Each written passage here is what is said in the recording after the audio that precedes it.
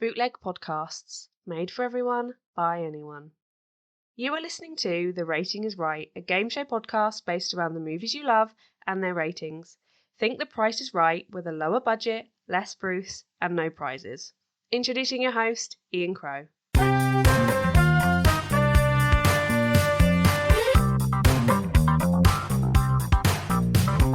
It's the rating. It's the rating. Rating. It's the rating. It's the rating.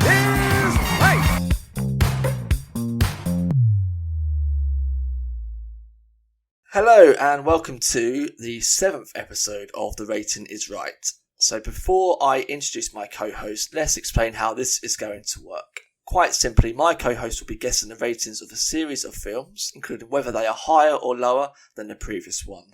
They'll be getting 1 point for a correct guess of higher or lower, an additional point for whoever is closest, and a whopping 3 points for anyone lucky enough to guess the rating bang on.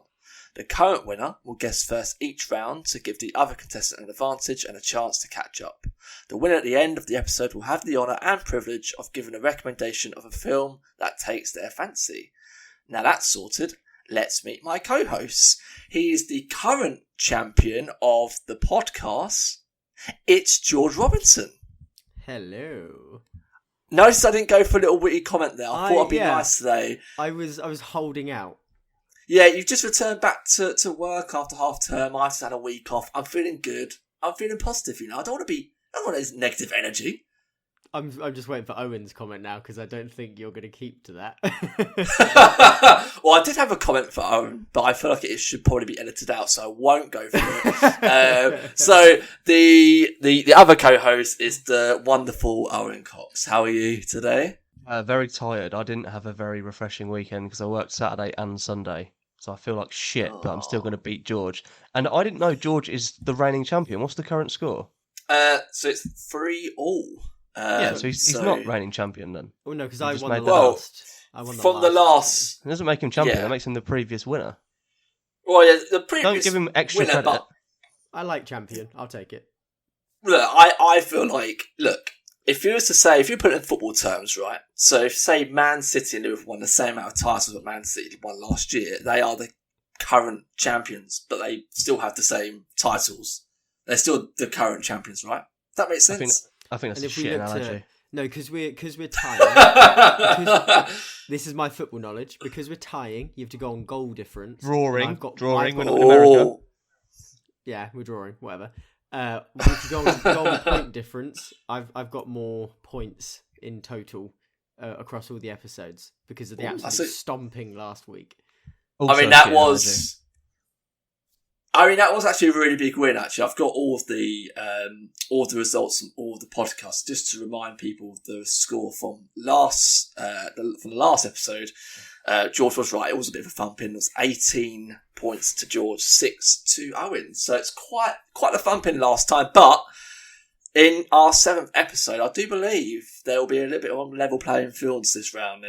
You're both going to know the moves that we're going to talk about. So without further ado, let's just reveal what the actual film is. So in the 7th episode, we will be guessing the ratings of films that depict war on the big screen. Ooh. So World War I movies, World War II movies, Vietnam, any movies that have been set around a war, which is quite a lot of movies, really. That's very poignant, given the BAFTA sweeping that All Quiet on the Western Front has just done.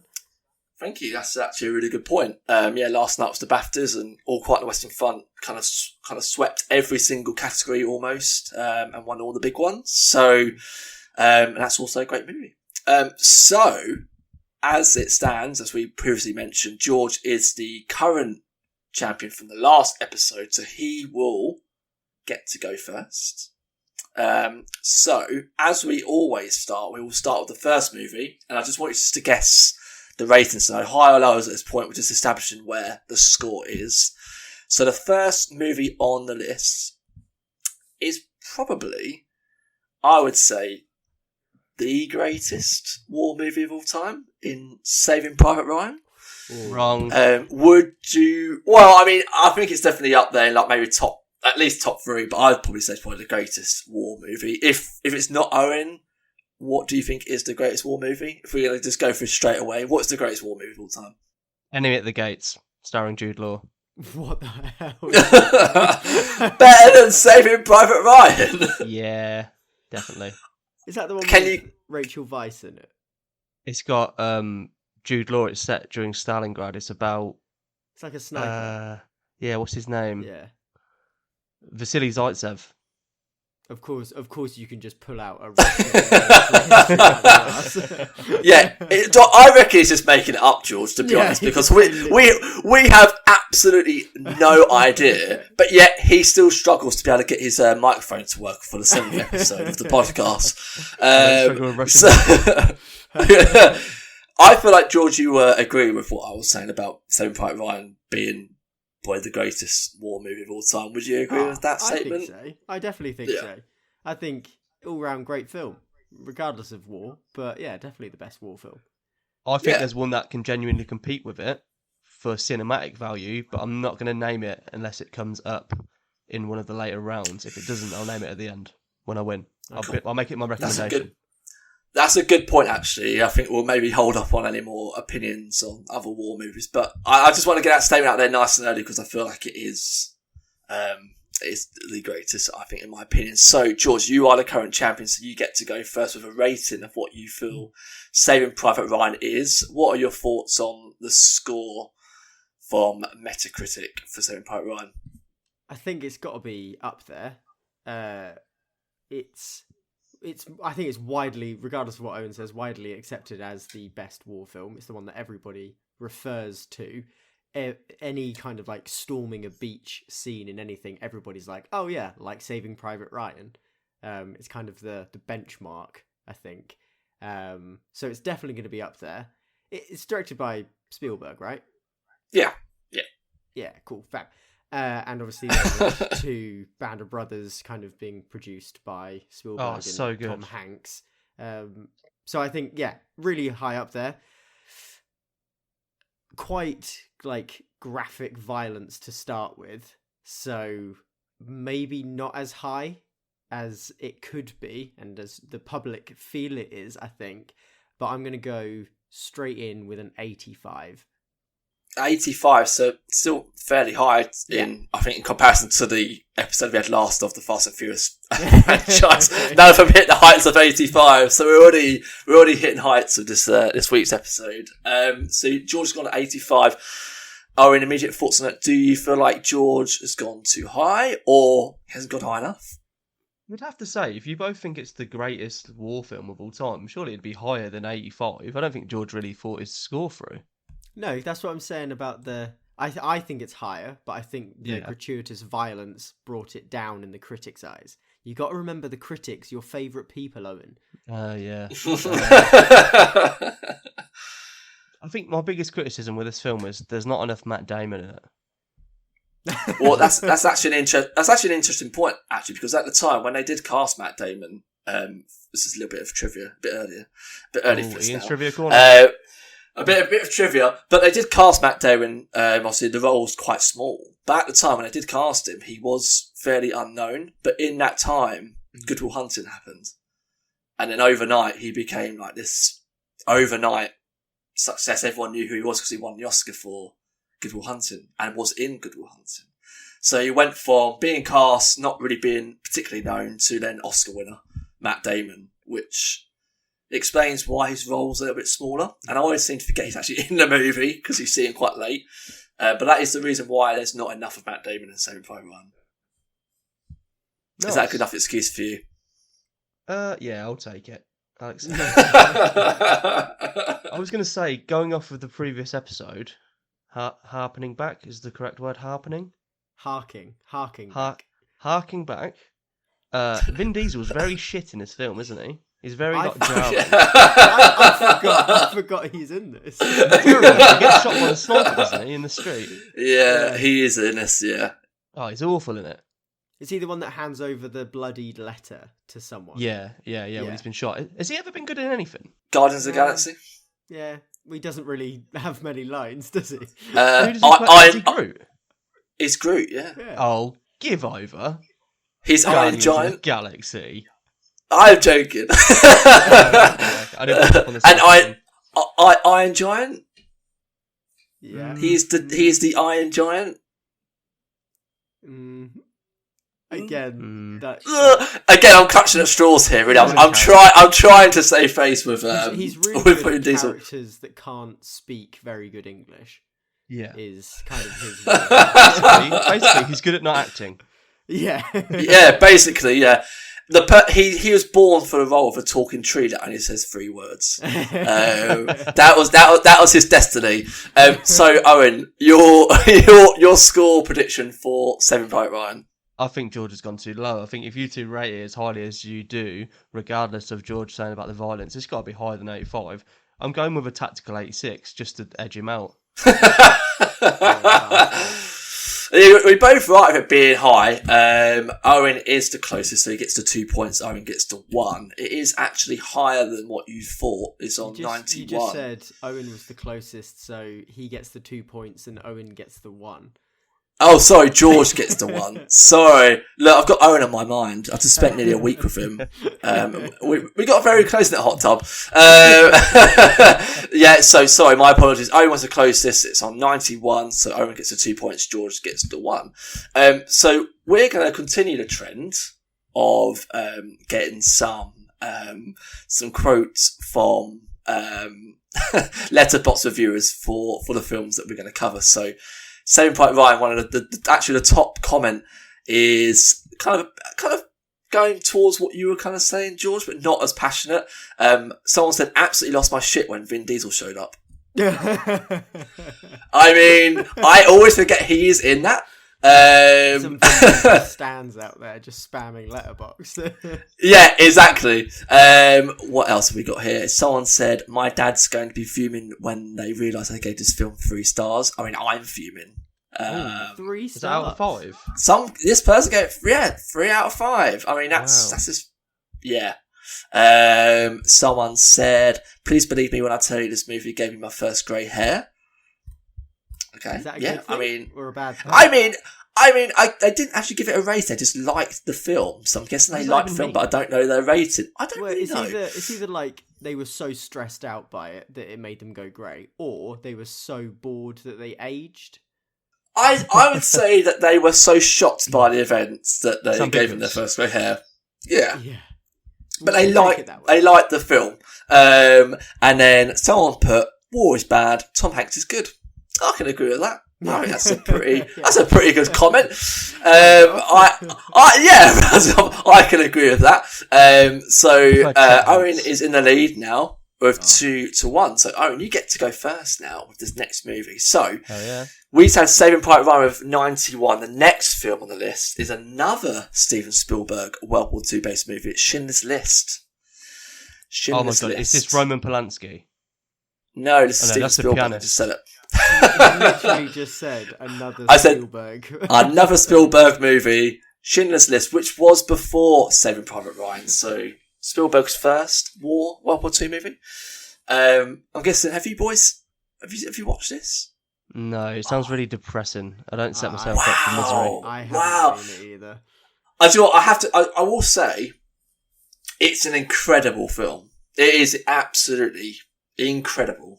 But it is definitely on, like, if you used to make a letterbox list of movies that are incredible, you probably only watch once, that would fall into that category, I believe. Not because it's not great, it's because it's so good and it affects you so much that you're just like, well, I don't think I can watch that again for another 5 years. Go on. Was it a theatre production before it was a film, or was it the other way around? Was it filmed then made into a theatre production? Because you can watch it on stage, can't you? Have they turned it into a musical? I mean, you laugh. Auschwitz. I don't actually know. That's a really good question. Actually, I don't know. I'm thinking of a skit I saw on the Kevin Bishop show years ago, where it was like parodying sequels, and it was called Schindler's List 2: Electric Boogaloo. Or do you know what the film's actually about? Isn't it about a choice? That's Sophie's Choice. I just said Sophie's Choice. That's the thing. What's Sophie's Choice about? A lady Meryl has to decide Streep. between her two kids. So what's that got to do with Schindler's List? I don't know. Is it set in Nazi times? Maybe. But Schindler's List is a very different film about a factory owner who decides to kind of help and save his Jewish workers, I think.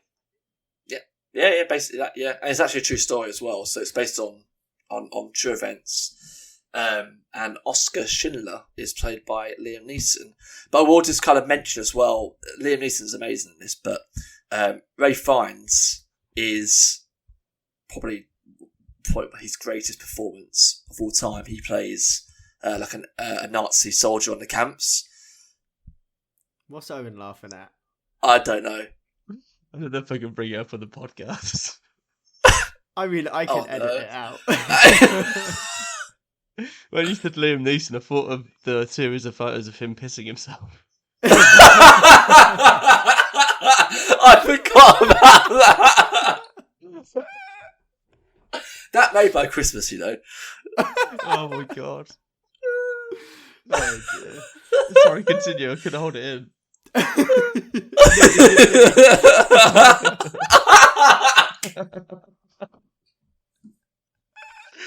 He's officially lost it. We've destroyed the host. Yeah. He's going to call us up, isn't he? With like some kind of taken threat, isn't he? Yes, it stars Liam Neeson. He's really, really good. But Ray Fiennes is, he's a Nazi kind of soldier. Well, like kind of high-ranking soldier on the camp, and he's just phenomenal. You know? Is he in Everybody Hates Raymond? Ray Fiennes? No. Who's Ray Fiennes? Fiennes he's Voldemort. Oh no, I've combined Everybody Hates Chris and Everybody Loves Raymond. I said Everybody Hates Raymond. Yeah, but he's all... Oh, everybody loves Raymond, but he's not in Everybody Hates Chris either. Ray Fiennes. Ray Fiennes. Have you watched Goodfellas? In Bruges? No. Have you seen In Bruges? No. What? He's Voldemort. Ray Fiennes. You know who He's he Voldemort. I don't like Harry Potter. I've only seen the first two. I'll show you a picture of Ray Fiennes, and you'll know who he is straight away. He's in the menu. Yeah, I haven't seen the menu. His He's name in is very Schindler's familiar. List. I haven't seen Schindler's List. I've seen Sophie's Choice. He's that guy. No, don't recognise him. I know him. What? He looks a lot of Voldemort though. It's because he is Voldemort. It's weird, isn't it? That's him. Wow, how does he look so similar to like the actual character though? Because he's in a lot of prosthetics, isn't he? Yet he still looks like himself. Have you sucked in too much of your own hater today? You can tell that Owen's been working all weekend. Anyway, Ray Fiennes is not in. He's not in Goodfellas. He's not in Everybody Loves Raymond. He's not in Everybody Hates Chris. He is Voldemort. He's been in a lot of movies for a good 3 decades, I'd say. But anyway, Schindler's List. You both haven't watched the movie, but Owen, you get to go first. So, is Schindler's List higher or lower than Saving Private Ryan on 91? Oh, it's 100%. And I'm gonna. This is my banker. This is the one. This is the one that can't fail. It's higher than 86%. No, higher than 91. No, it's 91, higher. Owen. Remember the rules of the game. Yeah, I mean higher than my previous score though. That doesn't matter. It's higher. It's high. No, it's lower than the previous score then. So you think it's lower than 91? Yeah. Or do you think it's higher than 91? No. I think it's... I'm going to say, because critics would absolutely be creaming over this film. I'm going to say it has to be 90. It has to be, because this has just got critical darling written all over it. So you're how going could you lower? Give a film about... Unless it's offensive, how could you give this kind of film a bad review? It just makes you a bad person. So you're going lower than Saving Private Ryan? Yeah, so 90. Okay.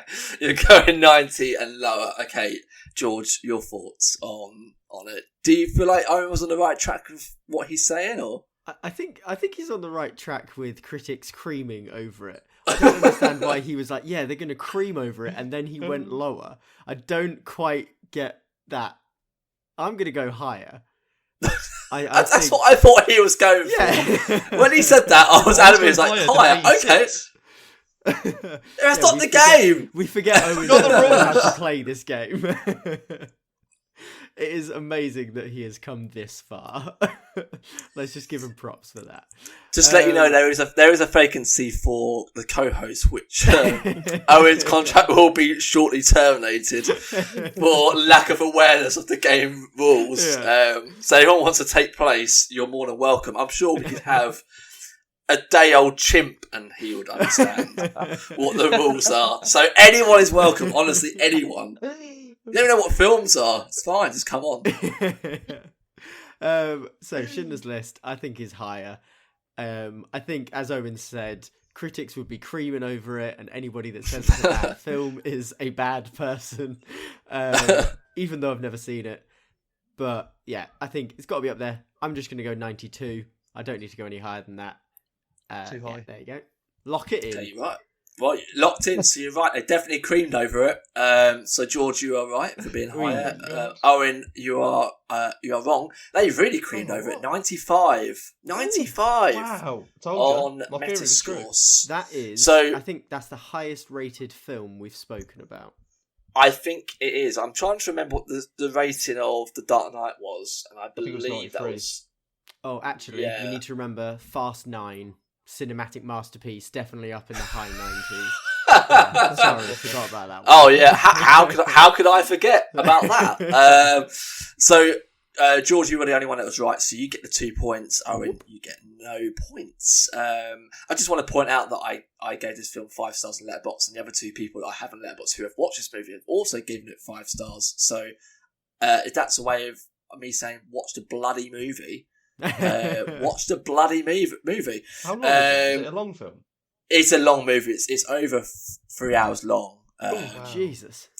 Yeah, I'm trying to see how long it is. It's 195 minutes, so that is a long movie. So I believe that is it's 3 hours 15 minutes. 3 hours 15. So next film on the list, we're moving from World War II to World War One, is the Sam Mendes 1917. So we will be going back to George, who's taking control and advantage of this round. So 1917, higher or lower than Schindler's List on 94? What a film. I love this film. Such a great film. I'm fairly certain it's the first World War One film that I've ever seen. I'm fairly certain it's the only World War One film I've ever seen. Wonder Woman? Wonder Woman? I've seen Wonder Woman. All right. But I wouldn't count that as a war film. No, but it depicts... I didn't see All Quiet on the Western Front. Still haven't seen it. Oh, controversial. No. Oh, actually, I've seen... You seen the original? No, but I've seen a TV adaptation of Journey's End, which was a play, and I watched that in English Lit for A-level, I think. So there you go. War Horse is World War One, isn't it? I haven't seen War Horse. No, neither have I. Would really like to see it. Yeah. I'm always moaning that it's never on TV, and it was fine on a streaming service for about 2 months. I didn't watch it. Just a little insight to me there. I have commitment issues, clearly. I think that this is a really great film, but it's definitely not higher than Schindler's List. It's not going to beat 95. I think it was kind of like an interesting way to do it, because it's portrayed as a one long shot, isn't it? Yeah. Which is, I guess, I think like Birdman was maybe the first film to do that in mainstream cinema, and then certainly for a while. Yeah. Certainly for a while. There've been kind of long one shots before and in the past, but I suppose in more recent memory, Birdman was one of those. Good Time. And definitely 1917. Good Time. What's Good Time? With Robert Pattinson. Robert Pattinson. I haven't seen it. Really, oh my god, George, you got to see that. Brilliant. So good. But yeah, So really, good. great film, 1917.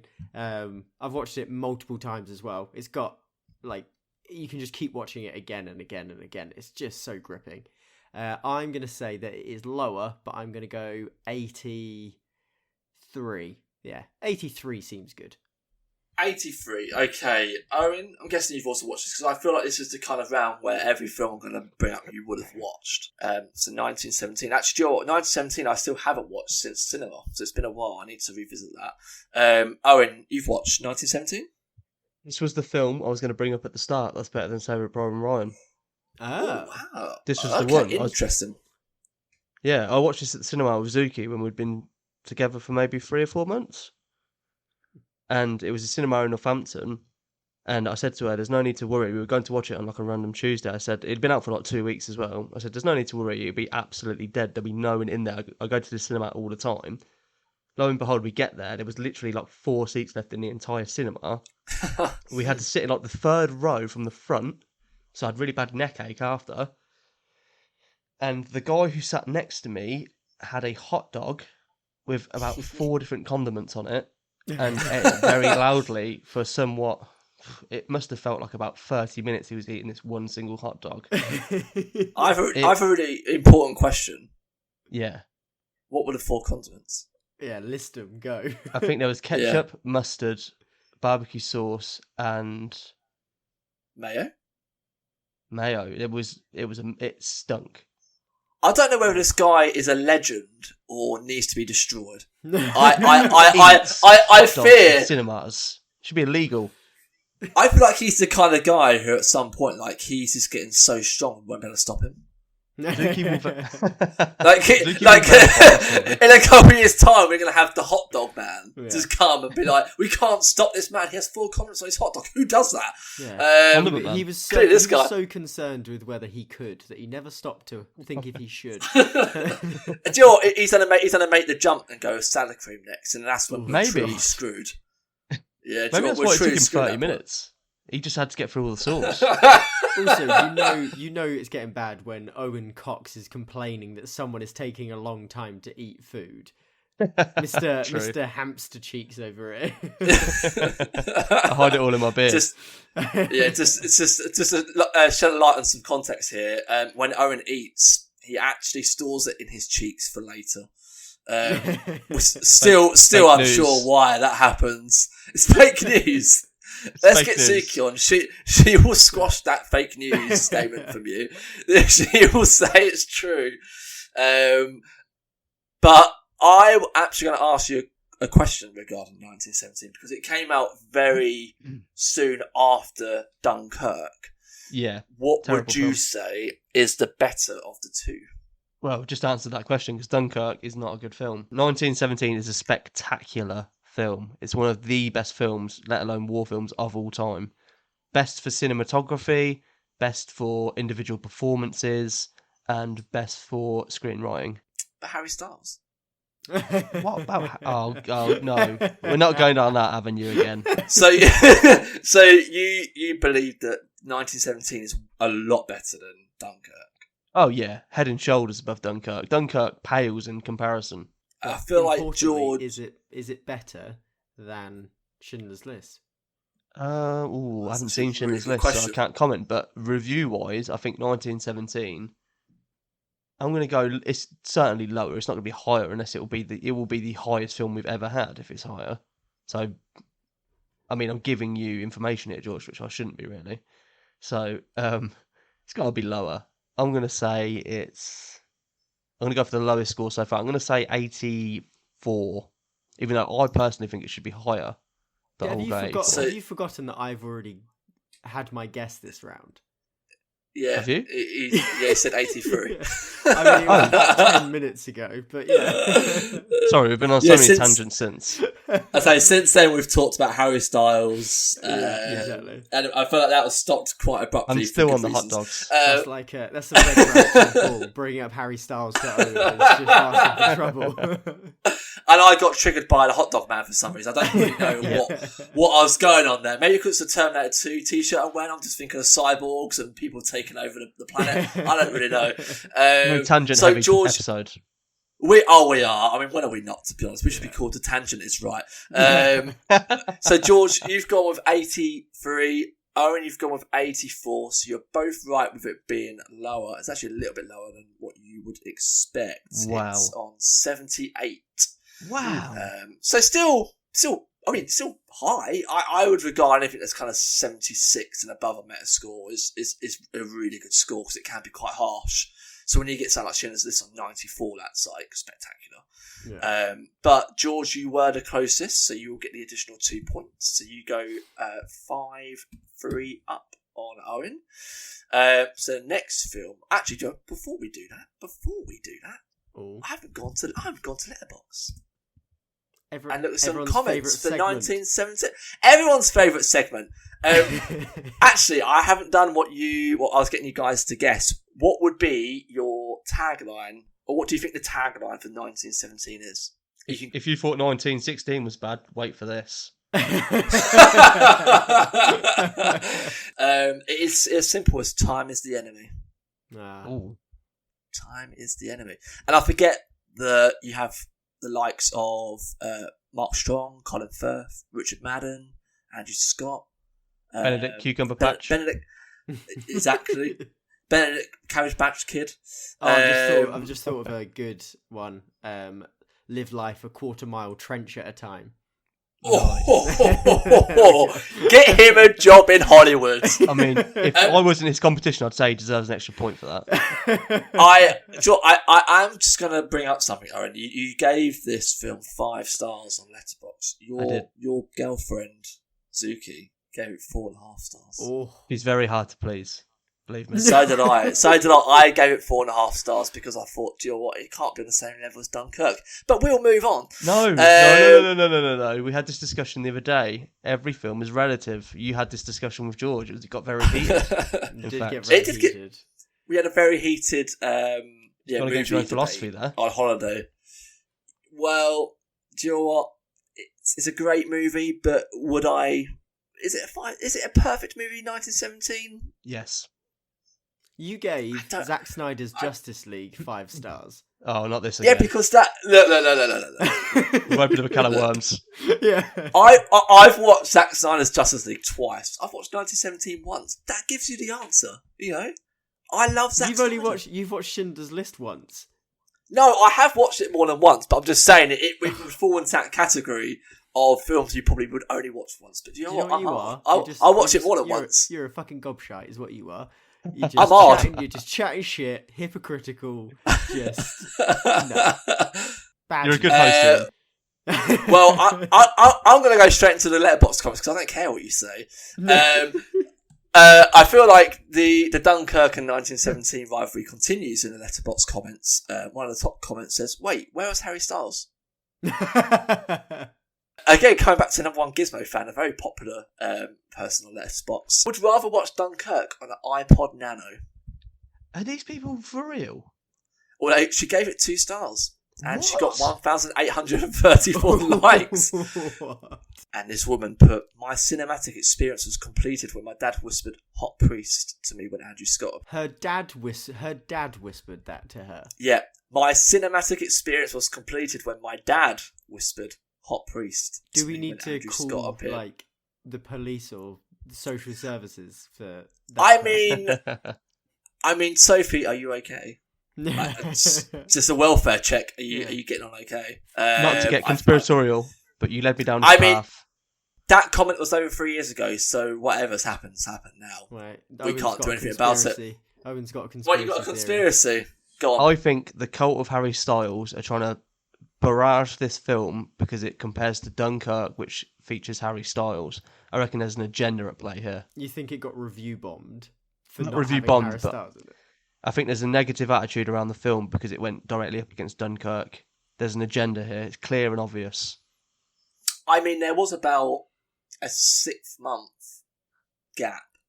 I mean, those comments there pretty much compared all of them, though. No, it didn't. The Letterboxd comment said they'd rather watch Dunkirk on an iPod Nano. No. Yeah, because I'd much rather watch Dunkirk on a shitty device than watch 1917. Yeah. I bet they're a massive Harry Styles fan. There was 2 comments comparing them. Out of 3? And Well, I mean, out of the 3, I don't want to go too. Oh, there was only 3. Oh, I thought there was. I thought there was more than that. Fine. I'll leave it for the 2 out of 3 listener is to quite a decide. lot.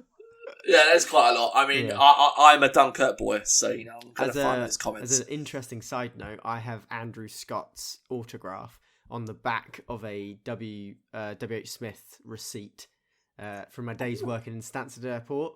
He came into my Smiths that I was working at back when he was just Moriarty, and I had no idea who he was, like what his actor name was. So I was just like, I know you, you're Moriarty. And so he was like, yeah, really nice guy. And I didn't have anything for him to sign because we weren't allowed to bring stuff airside. So I printed off like a big roll of receipt and got him to sign it. But because I didn't know who he was, he signed it as Moriarty instead of Andrew Scott. Yeah. At first, when you said that he was signing a receipt, you went W. I was like, oh, a WWE like thing. I just thought like, you had some kind of random WWE like memorabilia on you. Can you sign my Rock like action figure? When did you work at Stansted Airport Airside? I worked at Stansted Airport Airside for the summer. Oh, did you? Oh, I worked when I was in sixth form. So, what year? Like 8 years ago. So 2015, 2014. Oh no, I was there 2019 for Starbucks. Nah, that's way after my time. I was long 1917 boy's got his hand up. I suppose we'll let him talk. Oh yeah, go on then, Owen. Oh, I didn't want to interrupt on your bonding over your Stansted Airport jobs. Did either of you meet anyone else who was famous? Because I'm sure a lot of famous people pass through airports. I met Dirty Den. From EastEnders? Yeah, I met him, and he was an absolute arsehole. Doesn't surprise me. He looks the type. It was like really busy, and he was really arsey about a self-service machine because we just got them installed in Smiths. He was really arsey about it, and then I was like, "Oh, well, you can come over to the till. I'll jump on and I can serve you." And he was really huffy and puffy, and I was like, "Come on, man." That's just old people when it comes to self-service. Yeah, exactly. Do you know what you should have done? You should have gone, Daddy, chill. when I was at the airport, I was only there for the summer. It was like a summer job, and I met the Cheeky Girls. Oh, nice. And Andrew Robertson, the Australian snooker player. Oh, nice. Not a clue. You mean Neil Robertson? Neil Robertson. Sorry, Neil Robertson. He was sitting in Starbucks just after the rush, and I was like cleaning the tables, and I was the only person who recognised him. So I went up with a Starbucks coffee cup. I said, "Oh, you're right, mate. You wouldn't mind just like signing the cup?" He went, "Oh." No one's recognised me here today. You're the first person to recognise me. And I was like, "Yeah, I follow snooker." And I said, "Where are you off to, mate?" He was like, "I'm off to Glasgow." He was like, "I'm doing some tournament up there." I was like, "Oh, cool." Nice. And That's then actually quite a good one. Off I went, toasting paninis. So, again, quick recap on the score. George 5, Owen on 3. So, let's move on. So, 1917 on 78. George, you get to go first. The next film on the list. You ready for this, Owen? Dunkirk. Yeah. Dunkirk's the next film on the list. So, you even put them side by side just to prove my point. Look. I did this a couple of weeks ago, so I can't take any credit for any kind of actions that I may have put in at this point. Passing the blame. I'm just passing the buck from past Ian. I can't control anything. The list is the list now. It's how it is. So this is where we can now talk about the wonderful film that is Dunkirk. George, because you get to go first, your thoughts on Dunkirk? I didn't really like it. I'll be honest. I thought it was a bit boring. There's like elements. No. I know. I didn't say Owen to talk. I said George. George to talk. I'm so sorry. Where's the cancel button? Can I propose for 2 new co-hosts? This is ridiculous. Yeah, I thought. I was so excited for it. Like, I was so hyped up. I was like, yeah, Christopher Nolan, war film, let's go. But no, I just thought there were parts of it that I was like, oh yeah, this is pretty interesting. But just in general, it was a little bit dull. Tom Hardy's bit was just a bit, I didn't really like it, I'll be honest. To be honest, I've seen it once, and I was so disappointed that I haven't been back. No, I also gotta think watch it again. the sound design was pretty bad. Like you couldn't hear a lot of what was being said. Like Tom Hardy's I- lines, classic Tom I would Hardy, agree. can't understand. I will agree. I will agree with you on that point. I think that is what is the one thing about Christopher Nolan movies in general.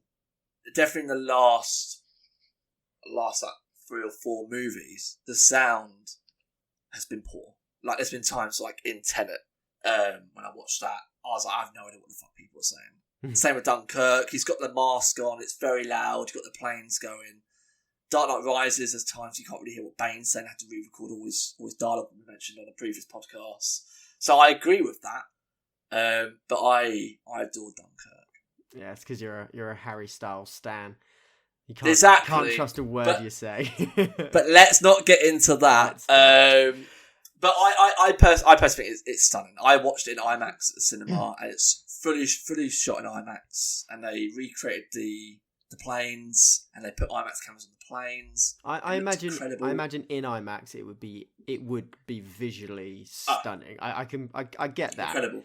I don't think I even watched this in the cinema. You know, I think I'd watched it at home. So maybe that was it. Maybe I just had a limited experience. This is the reason why the film's so good. This made my dad go to the cinema. My dad wanted to go to the cinema. This was the first time in 25 years that he'd been to the cinema. And then he saw Harry Styles and he hasn't been back since. No, he hasn't been back since. No, that is true. He hasn't been back since. So it's been a while. But maybe he just thought, how can he top that? Yeah, why would I go back ever again? Exactly. You know. But I won't go any further with Dunkirk. I think it's very clear that I love the movie. So let's get your score, George. Yeah. So is it higher, most importantly, is it higher or lower than 1917 on 78? Oh, now, I think it is lower personally, but it's whether the critics were absolutely rimming Christopher Nolan at this point and just trying to get that. Well, I just want to point out that both 1917 and Dunkirk in their respective years were both Best Picture nominees at the Oscars. So don't give him clues. I'm giving you a clue as well. You've not given your answer yet. Give them after he's given his score. Just saying. But I'm just saying. Doesn't necessarily mean it got good reviews. Yeah. Blonde. It hasn't been nominated for Best Picture this year, but that was pretty well panned. Anna de Armas has been nominated for Best Actress, but she's also been nominated for Worst Actress at the Razzies. So, just because it potentially got a Best Picture nominee doesn't necessarily mean it got good reviews. True. Yeah, it's all a corrupt, backward system anyway. It is. So I think, I've got to go out on a limb here. I'm gonna commit and say it is lower than 78. Okay. What are you going with? I'm gonna go with. I can't go too low, but I don't want Owen to edge me out. He loves to edge me, and I just can't let it happen again. I'm too pent up. So, I feel like you two are playing too safe at the moment. You need to start taking risks because you lot going 78, 77. Right. Like, I'm having enough of this. I'm going to ban this soon. You're banning it, yeah. Actually, right.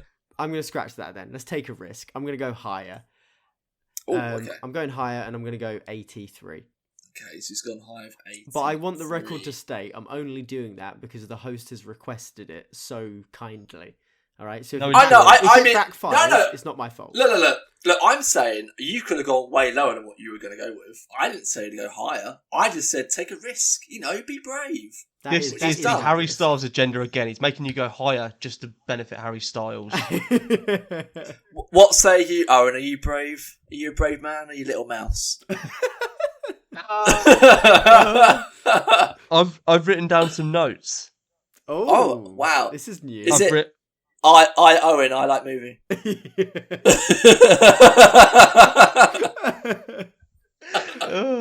That's what I do in my letterbox reviews. This one loud. I've written boring, bloated, confusing, misleading, pretentious, yawn, self-indulgent, and then I've finished those points off with too much Harry Styles. To be fair, I agree with the vast majority of those points, apart from the last one, because he wasn't really in it that much. As much as he was in it was too much for me. He can't act. I feel like at the end, But at the end, when they won the war, he should have then broke out Watermelon Sugar High. Just full out concert for the boys, you know. For the record, Ian, do you think he's a good actor? No. I honestly, because I've watched other movies that he's been in, and he's shocking. But in this, when I found out he was in it, I was a bit like, well, how's that going to work? But it does somehow. He just emotes. He doesn't act. He doesn't really have a lot to say, and I think with someone like Christopher Nolan, I think Christopher Nolan can make me a good actor, to be honest. I think that's his kudos to the director, that is Nolan. He can make anyone good. There's not, in any of his movies, there's not one bad performance in any one of his movies where you go, Jesus, that's a bad performance. Like, who are you going with? I think since maybe Interstellar, I think he's gone off a bit of a. I think he's high on his own farts, to be honest. I would agree that definitely Tenet is a drop in quality I don't think to what he can do, but I still stand by that. I feel like even with Tenet, the performances are good. Well, put it this way: what are you more excited for, Oppenheimer or Barbie? Look, I'm conflicted at this point. I'm just fortunate they come out on the same day. I can do a double bill. I'm going to go no comment. Because, not to be down on Oppenheimer, but to me, it doesn't seem very interesting. See, I went to see Ant-Man on Sunday, and I watched it in IMAX, and the Oppenheimer trailer was incredible. Like, it got me very hyped for it. I feel like it's not really giving a lot away. No. I felt like the trailer I saw wasn't very interesting. The first trailer I watched was a bit but the one that was in the cinema the other day, I was like, oh shit, actually, no, this is pretty gripping. And and as Ian says, it doesn't give a lot away. So my interest is piqued. Maybe I've only seen the first trailer then. I might check the second trailer out. I think the first one was like a teaser which came out, I think year to the date it was coming out, so I think like July last year, 2022. And that was very much a teaser, because I think they were still filming at the time. But the new trailer does show a bit more.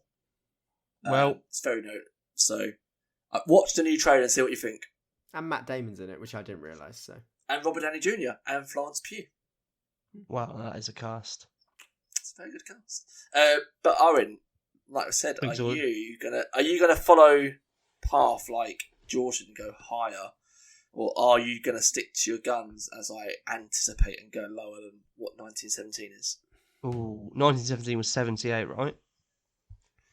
1917 was 78. Yeah. Yeah, so I am paying attention. I'm going 81. Get middle out. 81. Which is higher, of course. So you're going high. So you're both going higher. George, what did you go with again? I went with 83. And Owen's done that thing again where he's hemmed himself in, which I don't understand. But he's done it, so we're fine. A risk taker. Well, you are... you should take more risks more often. You're both right with it being higher. It's a lot higher than what you would believe. It's currently the joint highest rated in this so far, 94. What? Oh, that's the Harry Styles stands again, pushing bloody review scores. Review bombing in a positive way. I thought you said Schindler's List was 95. No, 94. Oh, damn. Yeah, 94. So yeah, the same rating as Schindler's List. That is mad. I was originally to go Dunkirk, then 1917, but as they're the same, I had to switch them round. Yeah. So yeah, 94. So you're both right with it being higher, but George, you are closer. So you get the additional point. So you're 7-4 up. Owen, so you need to learn. Stop hemming yourself in. Take a consolation puff of your inhaler. All the help you can get. I was wrong with being 6 months apart for some reason. I forget that 1917 was 2019 and Dunkirk was 2017. So 2 years apart. So now we need to get a poster for new host. Basically, replace the crew. Exactly. Oh, we're all gone. It's a rebrand. If you could try and think of a tagline for Dunkirk, what would your tagline be? Done better before, I'd say. That's a great one. That's a great way to sell your movie when it's just about to come out. It's done better before, but yeah, you can't watch it anyway. Well, let's just skip that part. Let's go straight into the comments, because the top comment, which has 5,000 likes, so it's got Tom Hardy, mumbles. Finn Whitehead, mumbles. Harry Styles, mumbles. Cillian Murphy, mumbles in Coward. Kenneth Branagh, mumbles slightly less. Mike Rylance, mumbles with an Oscar. Hans Zimmer, TikTok, motherfucker. I'm gonna like that review. That. I like that. That was good. I will backpedal and say that the score for Dunkirk is a 94 out of 100. It is a good score. So, recapping the score after that round, George 7, Owen on 4. So, George, you take the advantage going into the next round. So, Dunkirk was on 94. The next film on the list is one of my favourite movies that I've watched for the first time in the last couple of years, is The Great Escape. Now, is that higher or lower than Dunkirk on 94? Oh God, I haven't seen that film in years. It didn't like. It's probably one of the most classic war films of all time. And when you were like war films, it never even crossed my mind that it would be in this list. Damn. Yeah, I mean, I suppose there's no like battlefields or anything like that. It's very much, if people don't know what The Great Escape is, it's a film from 1963, and it's basically the Nazis have basically got the Allied prisoners in a camp, and they all decide on how they can escape what is basically deemed as like an escape-proof prison or camp, whilst the remainder of the war kind of carries out until the end, based on a true story as well. So it's also basically very long. It's Chicken Run, but not as good. Effectively, yeah, you've got a point. I've never thought of that before. My God, are you joking? You know, Chicken Run is No, a spoof of The Great Escape, right? Yeah, but at that point I hadn't seen a Great Escape, so I was like, this is a fantastic concept for a kids' movie. Now I've watched The Great Escape, mind blown. But yes, Great Escape. Yeah. So, higher or lower than, is it 94? Was that Dunkirk? 94 on Dunkirk, yeah. Still cannot believe that. I think it's got to be lower. I think it is really good.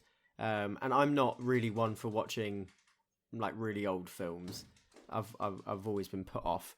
But I really liked it. And I only have fond memories for it. So I think it is lower. Can't be that much lower though. I'm going to go 85, I think. Still a really good film, but yeah, not perfect. Okay, 85. Owen, I'll be disappointed if you haven't watched this. I've seen it as a child when it was on at Christmas. I believe my great nan was watching it. I remember the motorbox scene. But I'm going to be short and sweet because I've gone on a lot of tangents, I've wasted a lot of time, and this one's looking like a very heavy edit, so I'm going certainly lower. I'm going to go 73. 73, okay, so quite a bit lower. 73. So you're both right with it being lower. One of you is only one out, so you're very close. That was you, George. So 86. So still very high. So George, you were the closest. So 2 points for you. Owen, you're still right, but only 1 point. So George is 9-5 up. So those close ones are working well for you, George, at the moment. Yeah. The tagline for The Great Escape, I think, is actually a really good tagline. Put a fence in front of these men and they'll climb it. Hell yeah. But don't they spend a lot of time digging a tunnel? Yeah, basically. Yeah. So they won't. So they're not. Climb it. They'll go under it. They won't climb. They're going to go under the. They go under the fences. They'll clamber it. But don't tell the audience that. Yeah, you know, let them think they're going to jump 20 foot in the air. Which Stephen Quinn It's could subverting most likely expectations. do. Exactly. Yeah. We'll move on. On to the next one, which I feel like Owen's going to like this one. So The Great Escape on 86, the next film on the list, so George, you take the advantage, you go first, is Doctor Strangelove. Is that higher or lower? Ooh. Is this Doctor Strangelove and How I Learned to Love the Bomb or something? Yes. Yeah. That is the one. The Stanley Kubrick movie from... Hell yeah. Yeah. Yeah. I've Peter never Sellers. seen it. Ooh. Yeah, never seen it, but my film studies teacher from A-level would go on about it a lot. Too old for you, George. It's in black and white. Well, there we go. Yeah, but Schindler's List is in black and white, but that's not old. You say that, though, but it's actually a year after The Great Escape. Is So it? it's... Why is it just in black and white out of choice then? I believe so, yeah. And the Yeah. full title is Doctor Strangelove or How I Learned to Stop Worrying and Love the Bomb. Oh, there we go. I just always call it Doctor Strangelove. I think it falls in that category of I can't name many war movies that have a comedy element to it as well, which this obviously definitely has. Can you name any other war movies that have a comedy element to it? Inglourious Bastards. Yeah, Inglourious Bastards, yeah. I'll agree with that. Tropic Thunder. Yeah, Tropic Thunder, yeah. Is that a war film? They're making I a mean- war film, aren't they? Yeah. They're making a war movie, yeah, and then they actually, get, well, they're not trapped in a war, are they? But they get in conflict, don't they? So, yeah, this is the Stanley Kubrick film from 1964. Right. George, you haven't watched this, I have assuming not. by your comments. Yeah. What do you know of Doctor Strangelove?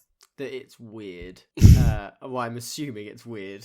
My film studies teacher was a weirdo, and it's Stanley I like it. Kubrick, and Owen likes it, so therefore I'm it's a weird. weirdo. And it definitely doesn't have Harry Styles in it, because Owen likes it. I'll tell you what, if he was in that movie, that would be a shock twist. I'm gonna be honest. Yeah. Like 30 years before his birth. Do you know what? I would say it's not a weird movie. It's just offbeat. Okay. I would say it's not what you'd expect from a movie of that time, I guess, but it's very good, very funny, and it's Stanley Kubrick. Yeah, fair enough. Genius. I think, what was the last rating? Sorry, The last rating was 86. 86. I'm basing this off of absolutely nothing, but I think it's going to be lower. I think, given the offbeat nature and given the time that it was released, I reckon that this might have been received pretty unfavourably. So I'm going to go lower, and I'm going to go all the way down to 68. Ooh, the look of Owen's face there, you can't see it, but he is disgusted. I've never seen it. I'm just going off of, like, feeling. I'm just feeling the zone, you know? Well, let's hear it from Owen, because Owen is a fan of the movie. Tell us a little bit about Doctor Strangelove. Gentlemen, you can't fight in here. This is the war room. That is probably one of the most famous movie quotes of all time. Yeah. But I guess it's that one, though, where you've heard it, but not a lot of people would be able to pin it to the movie. Yeah, this film is a masterpiece. I'm going to say it's my favourite Stanley Kubrick film. I like it more than The Shining. I mean, I love do you The reckon? Shine's probably my favourite, but Doctor Strangelove is definitely up there. I mean, all his films are great, but Doctor Strangelove is a masterpiece, really. I've seen it a lot of times, but I haven't seen it in recent years. I watched it when I was in my early 20s. I think I've seen it. I've probably seen it in the double figures, to be honest. I really like this film. I might actually watch it during the week now you brought it up. It's a bit of a curveball. I didn't think you'd put it in there. I didn't think you'd include it. Well, do you know what? This is what I do. This is what I'm the host. I throw curveballs. But George, to say on it, is actually only 95 minutes long, so just over an hour and a half. So it's actually a really short, sweet movie. So it's easily one you can cram into your evening during a week. I think I didn't consider it to be on the list of war films because of the lack of combat in it. I think that's why. But then again, would you say that The Darkest Hour isn't a war movie? Is that the Osama bin Laden one? No, that's the Winston Churchill one. That's Zero Dark 30. Yeah, exactly. Yeah. Zero Dark 30, yeah. I mean, you can have war movies that don't depict combat because not everything was, about combat with the war. Is there combat in Schindler's List? Not really. No.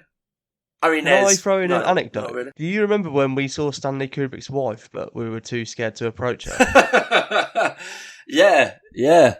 We went to his George. old premises.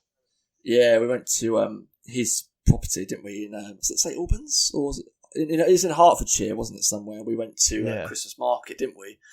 And that's where Stanley Kubrick bought the house and all the other houses, and they host like markets and stuff there.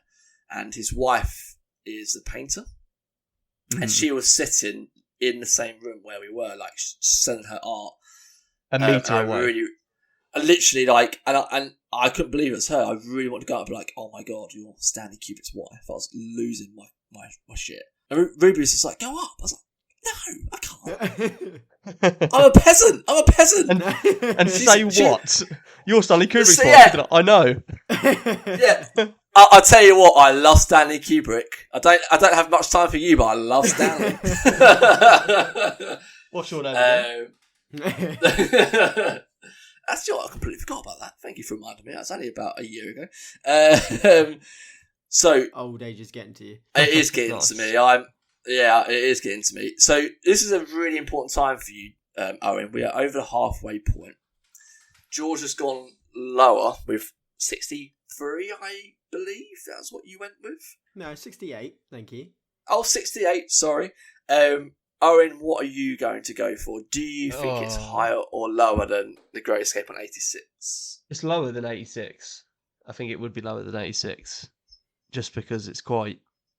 I can't really put it into words, but I think it would be lower than 86. But I also think it would be higher than 68. I'm going to go with... For me personally, I would probably have it at about an 85, but I'm going to go with 70 to be tactical and to just close off any gap, because I think it will be higher than 70.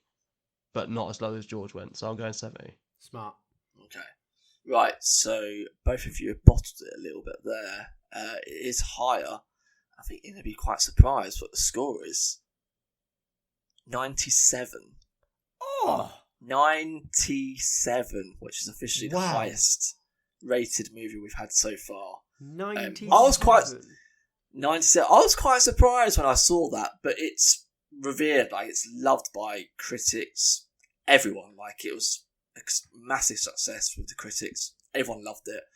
I'm so you're surprised both by that. wrong, unfortunately. That's shocking. I'm going to go through just. I mean, the fact that we've kept Aaron quiet for a good kind of 5 seconds is actually a really, really impressive.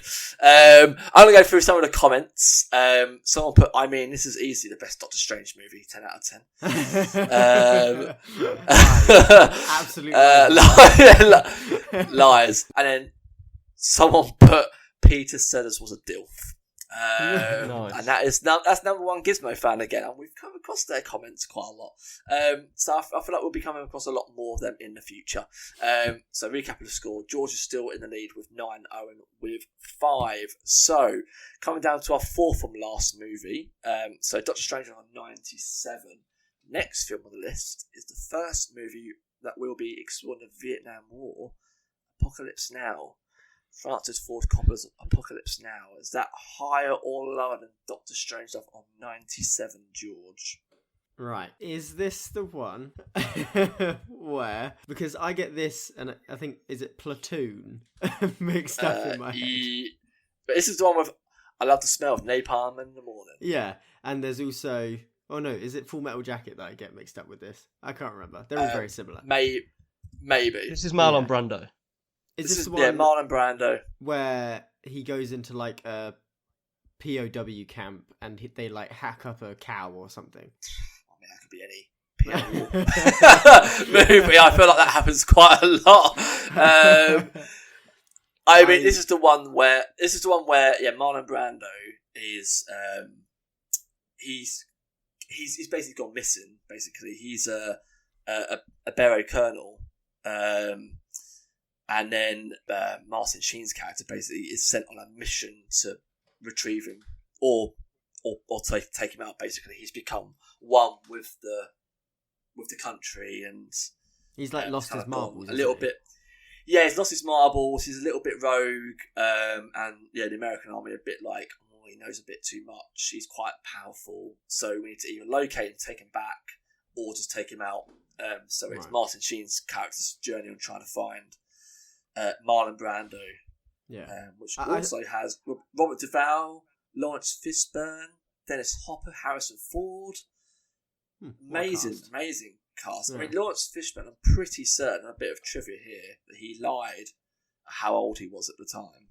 He lied to say he was about 18, 19. I think he was about 15 or 16. Yeah. He was very, very young when he made this movie, Lawrence Fishburne. Is 1979, so quite a number of years ago.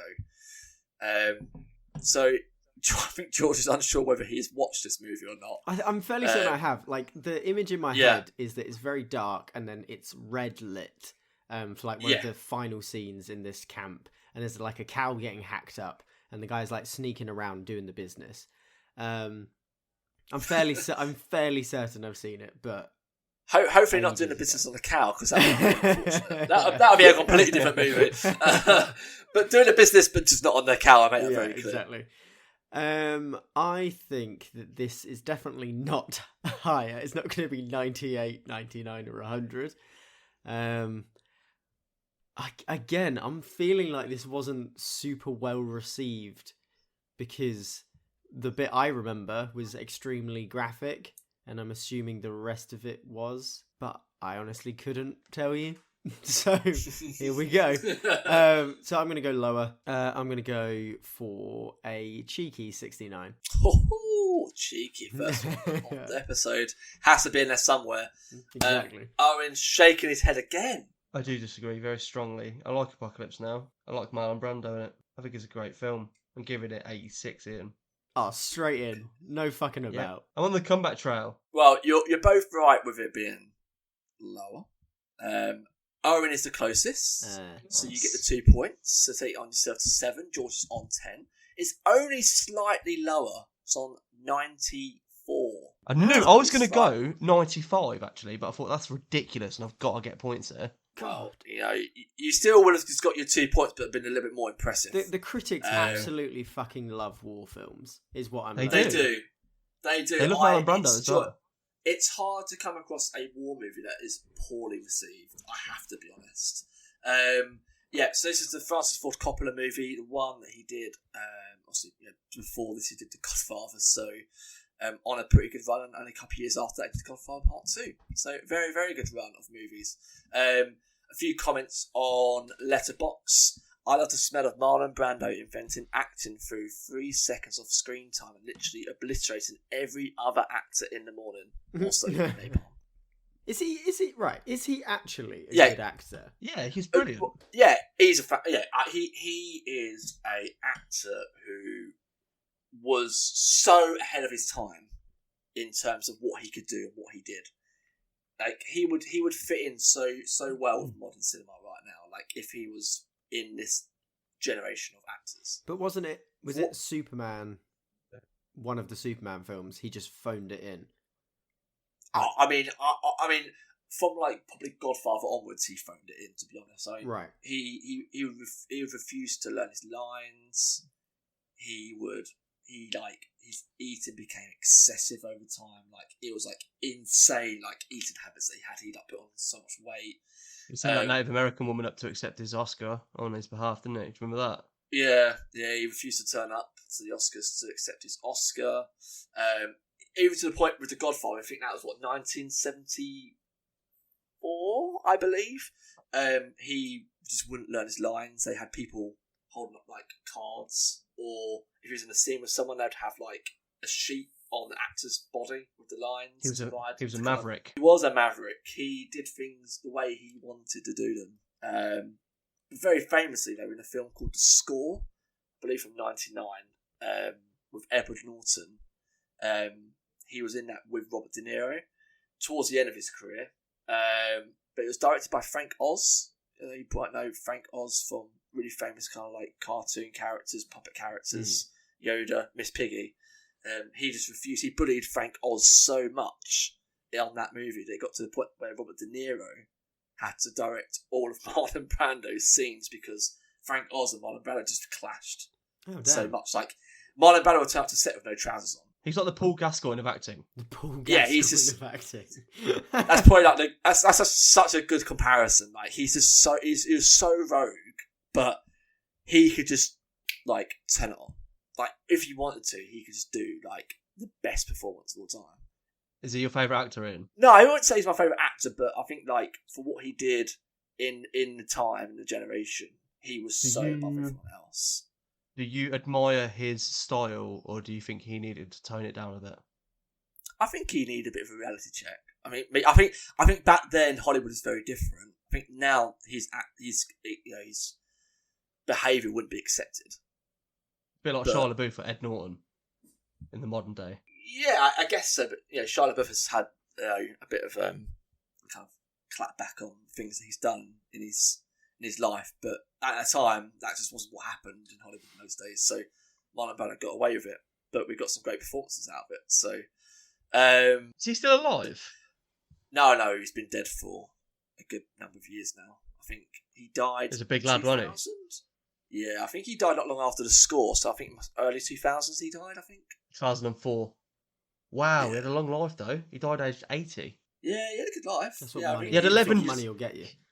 He had 11 children. Yeah, he had a lot of children. Yeah. The hell? A lot of children. Moving on, Marlon Brando. So It's a bit just like Morrison. again a quick You recap. are listening to the Marlon Brando is right. Yeah, you wouldn't think we're doing a war episode. Let's just move on. George, you're on 10, Owen, you're on 7.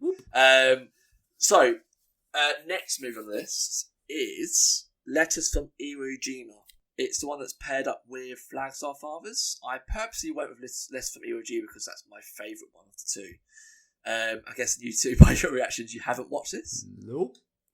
No? Until very recently, I got this and the 310 to Yuma mixed up. Oh my god. I mean, they're two The very... Christian Bale. One's a Western. Yeah. One's a Western.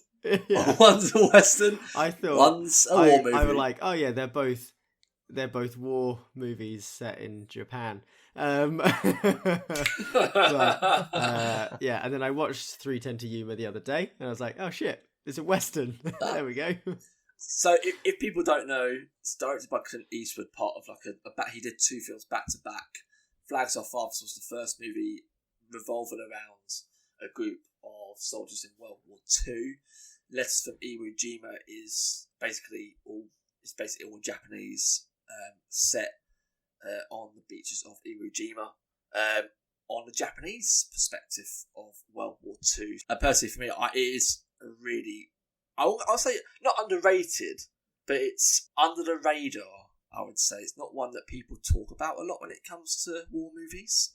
So if you're a fan of war movies and you've watched Flags Our Fathers or you haven't watched the two, let me know what your thoughts are. Personally, I think Letters from Iwo Jima was fantastic, so watch it if you can. So with your lack of knowledge, George, what are your thoughts? Do you feel like it's higher or lower than Apocalypse Now on 94? I think it's lower. You've obviously given it a glowing review, but you did say that it is you said under the radar, but I think under the radar in like comparison to other war movies. Okay. It's not one that would come to the tip of your tongue if you would say, like, tell me a war movie, you'd go Saving Private Ryan. Yeah. Okay, fair. Blah, blah. You wouldn't necessarily say this, right? Meet me at the gates. Not on the list, unfortunately. That critics classic. I think, it's got to be lower, and I'm not going to go as low as I have been because I think I've been making mistakes, and I'm scared that Owen is catching up. So I'm going to go down to the 70s, and I'm going to go 75. Okay, right. With that, again, a little quizzical look. Is that a word? Quizzical look there from Owen, shaking his head in disagreement. Do you think it's George higher is really than that? blowing this lead. Really blowing. You this haven't lead. seen it. This is the thing. I like George to take the lead because then he starts to like second guess everything once he's in the lead. When he's behind, he's more of a risk taker. Like earlier on, he took that risk when we were a bit more even. I feel like he starts to crack. I haven't seen it. In fact, I've never even heard of it. But to me, this sounds like the kind of film that critics would be just waxing lyrical about. And I'm going higher than George. What did George say? What was your score? I know it was in the 70s. 75, I think. I said 75. That's a terrible score. Terrible score. I'm saying this is in at least the 80s, but I'm going to go 79 just to leave a little bit of a gap. So I'm going lower. I'm going 79. Give me those 2 points, Ian. I feel like Owen is really making the most of his advantage of going second here, and it's making me uncomfortable. Owen's spitting facts there about George bottoming it. You are both right for being lower. Owen is the closest. He gets the 2 points. It makes it interesting now. Just to let you know, the score of the actual film higher than what you thought. Owen, what you were right, is in the 80s, 89. Really underrated. Damn. Movie. Look, I may be one of those critics at the time. If I was old enough to be reviewing movies when that came out, I wasn't, but I gave it a good glowing review. Recap of the scores as we go into the penultimate round. George 11, Owen 9. 2 behind. This is super close. So let's shake things up, boys. When I said, has there been many movies depicted around war which has an element of comedy in it? None of you mentioned this movie, Jojo Rabbit.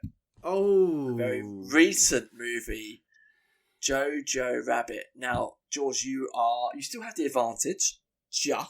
Disadvantage. Well, I mean, I get to talk first, and Owen can edge me out. Is basically what happens. Look. We all know you love being edged out. We've talked about this already. You love the pressure. So Jojo Rabbit. Let's get a bit of opinion from you, George, because I personally really like Jojo Rabbit. I fucking love it. I think it is equal parts charming, harrowing, entertaining, and hilarious. In my head, though, there is a little niggling bit that is saying critics weren't as happy as audiences. And I can't shake that thing. And Owen's reaction is just making me want to reach through the screen and fucking deck him. But again, he's second guessing himself. I tell you what, Owen is absolutely loving this. He is loving every second. Owen, I'll still explain. Owen is literally arms back behind his head, like he's loving life. George is like fists going like white from like stressing so much. He's ready. Yeah, I can feel the tension, George. But you've got to go. You've got to go first. I do. You're on the lead. You need to chillax. I miss the Fast and Furious franchise because I fucking owned that. That was my wheelhouse. That was my expertise. I've never seen any of them. I know. To be fair, if Owen beat you at that, I think you should have just retired. To be honest, so it went the way we anticipated. Yeah. So I think, for me personally, up into the 90s. Great film. Critically, I think it wasn't that well received. So I'm going down into the 80s. Shut up, Owen. Don't stop getting in my head. I'm going to say that it is 84. 84. Yeah. Okay. So I'm going to go lower, but 84. Okay. Big opportunity here for you, Owen. The penultimate round. What are your thoughts actually on Jojo Rabbit? I haven't seen it. Zuki went to the cinema with her friends to see it without me, and then she's never wanted to watch it with me because she's already seen it, so we've never got around to actually watching it. Oh. So why are you pulling all these faces for? Because that's just part of the game. I'm playing the game. I'm trying to throw you off and confuse you. Such a bastard. He's literally prime Jose Mourinho at the moment, and you're acting like Arsene Wenger in the Emirates years. Like, he just can't handle it. He's just falling apart. I love Wenger. I'm an Arsenal fan, but like, Owen's got the mind games going right now. He's in a very good position. George is a specialist in failure. I got that reference. So wow! Look at the football references. Only because you made that reference on like the first episode of the podcast. Oh right, okay, right. So Owen, you don't know obviously anything about the film, but I know it's Taika Waititi. What a weird way to pronounce his name. How do you say it? I like Thor Ragnarok. You did that right. Taika Waititi. I like What We Do in the Shadows, the film. I haven't seen the TV show, but the film is really good. Werewolves, not swearwolves. Rhys Darby, one of my favourite quotes of all time. Well, his earlier stuff, The Boy's really good as well. That's one of his earlier films. So he's always been pretty good. Just not his Thor movie. I'm a big fan of Flight of the Conchords, so I like the New Zealand comedy scene. There's like the foursome, isn't there? There's Jermaine Clement, Brett, whatever his last name is, Rhys Darby, and Taika Waititi.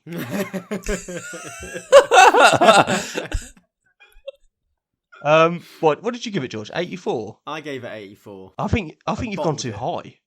Oh, don't. No, because I wanted That's- to go lower and you made me go higher. You're an absolute arse.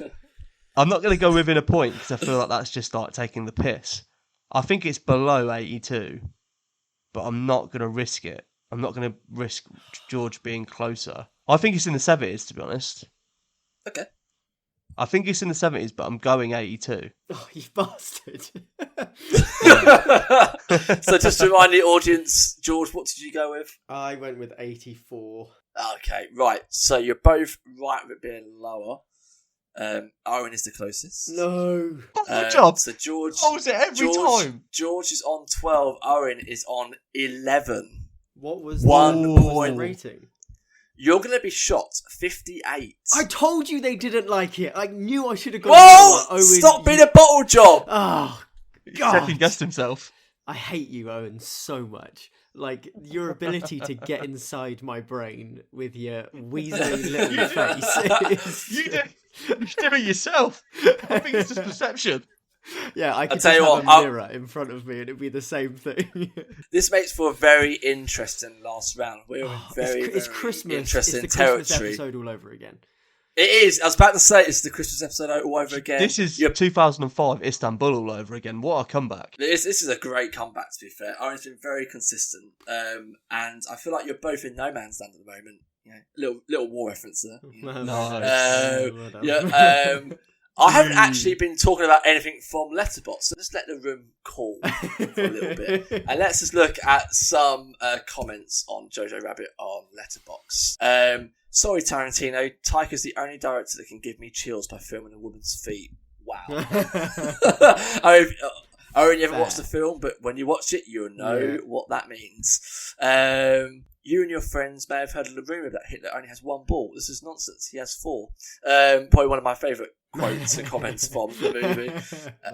But we won't stay on it too long. I feel like we've had a little time to chill out and cool. Let's move on to the last round.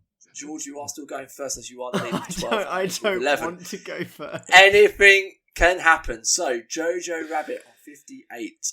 The last film on the list is something we have just talked about fairly recently. The Darkest Hour.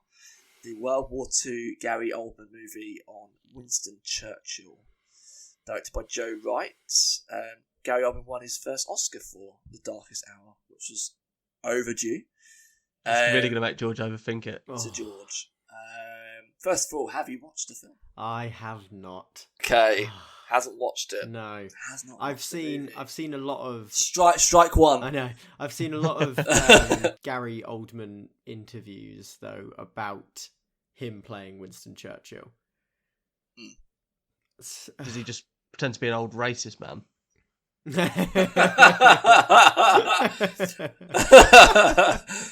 I also want to bring up that Winston Churchill is definitely he's a war hero, but there's a lot of bad stuff about Winston Churchill that a lot of people don't seem to realise. No, exactly. But let's not talk politics. Yeah, here. The thing is, Yeah, but the thing is, it's quite easy to shadow that kind of character because we all know an old racist man. All of our dads. There's always that one uncle as well, isn't there? Wait, hang on. There's always hang the on, one. Hang on. Owen, you don't know your dad.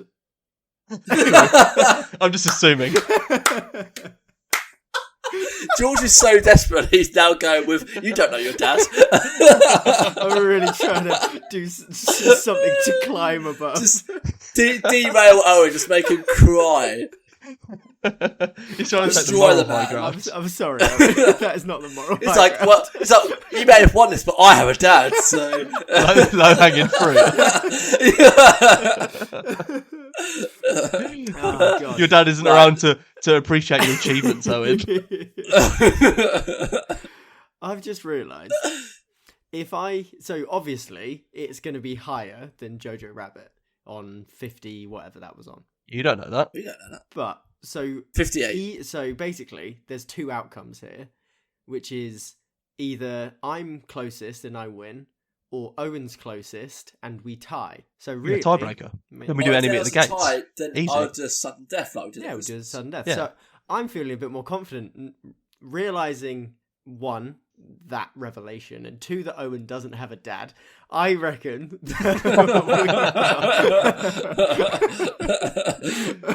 Ian's my daddy. I think that we're jumping up into 80s, and I'm going to go 81. I haven't watched the film. Some people probably think it's great. Others probably think it's dead boring. So 81. So Owen, you've got a great opportunity here. You could win it if you get it spot on. But yeah, if you get closest to the score and also get it right, like George has, it will go to sudden death. If George is closest, he will win. I'm not playing George's games. I've had my score preloaded since the moment you released the film. Ooh. Okay, 84. 84. So you've got 84. And George, what did you go with? I went with 81, I think. You have 81. So you're both right with it being higher. So let's just update the scores on mine because I know who's won. Oh, so somebody's won. So that must be me, right? Somebody has won. The score for Darkest Hour is 75, which means Owen on 12. And George takes the round. And the episode bottle job cup. Undeserving winner. Points. There was only 1 point in it at the end.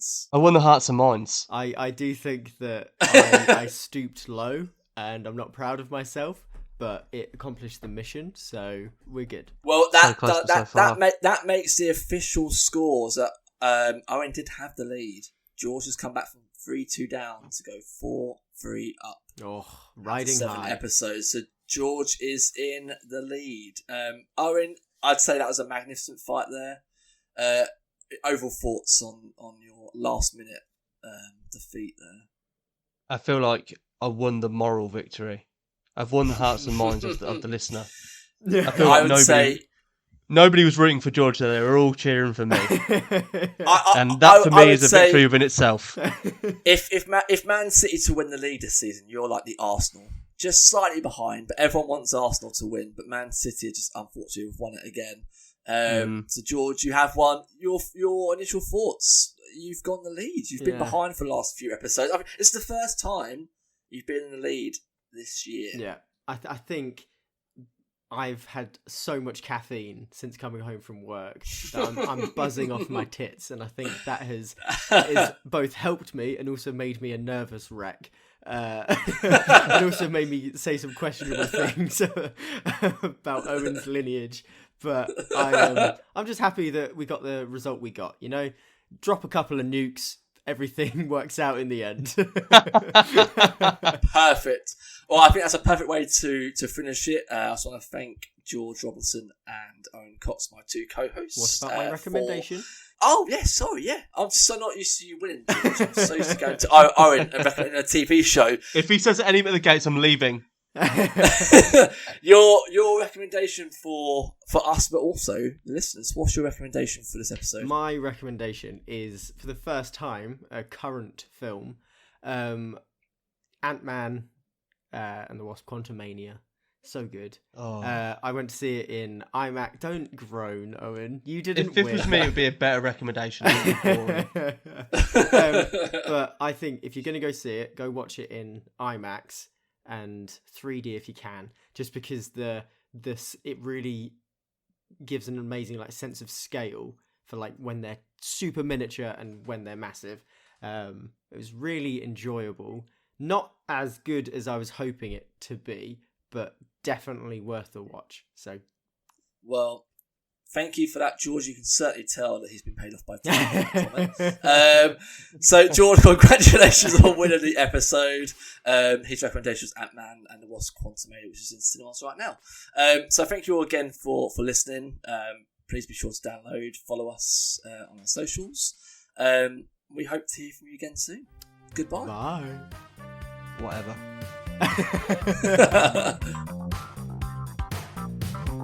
It's the rating. It's the rating. Rating. It's the rating. It's the rating.